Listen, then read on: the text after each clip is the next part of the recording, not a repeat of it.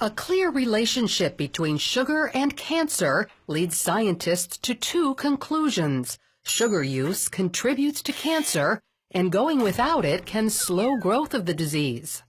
100 years ago, most folks consumed only 4 pounds of sugar a year. That's this much. Now, however, the average person takes in 40 times this amount, 160 pounds of sugar a year. That's this much. Food manufacturers add enormous amounts of sugar, usually in the form of high fructose corn syrup, to products we consume all day, every day.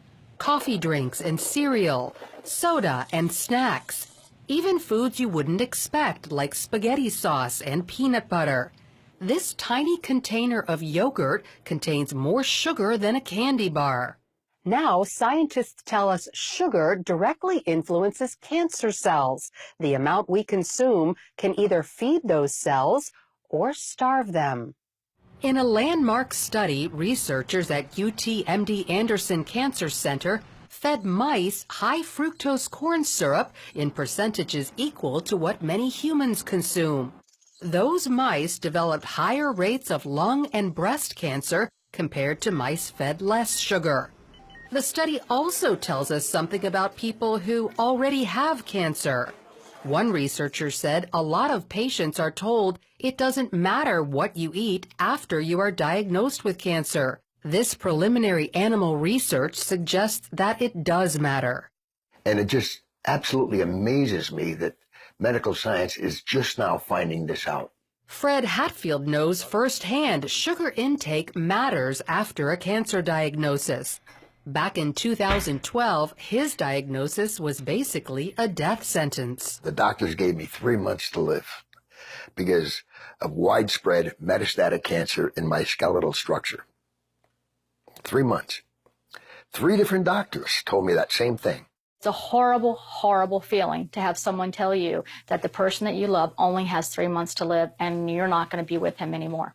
Then Fred heard about a low-sugar diet called the ketogenic diet, believed to slow cancer in some people. With nothing to lose, he gave it a try, and to his astonishment, it worked.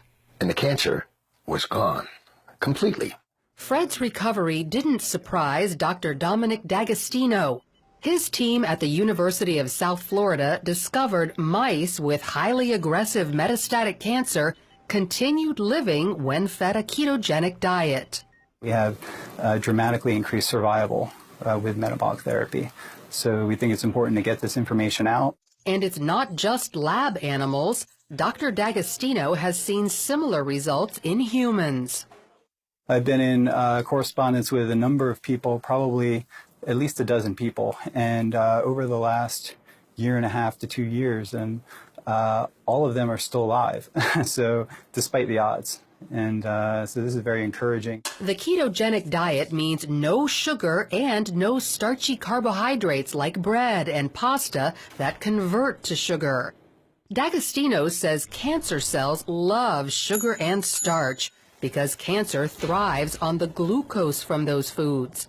Remove the glucose and starve the cancer cells. Glucose also fuels our healthy cells, but if it's not there, those cells can switch to an alternate fuel source called ketone bodies. Cancer cells only run on glucose. Your normal cells have the metabolic flexibility to adapt from using glucose to using ketone bodies, but cancer cells lack this metabolic flexibility, so we can exploit that. Since processed food contains so much sugar and starch, people following the ketogenic diet tend to cook whole foods from scratch. You can go online and there's just cookbooks and, you know, it's clean eating, just very clean eating. None of the sugars, the salts, the trash food. So when it comes to cancer, sugar is considered public enemy number 1.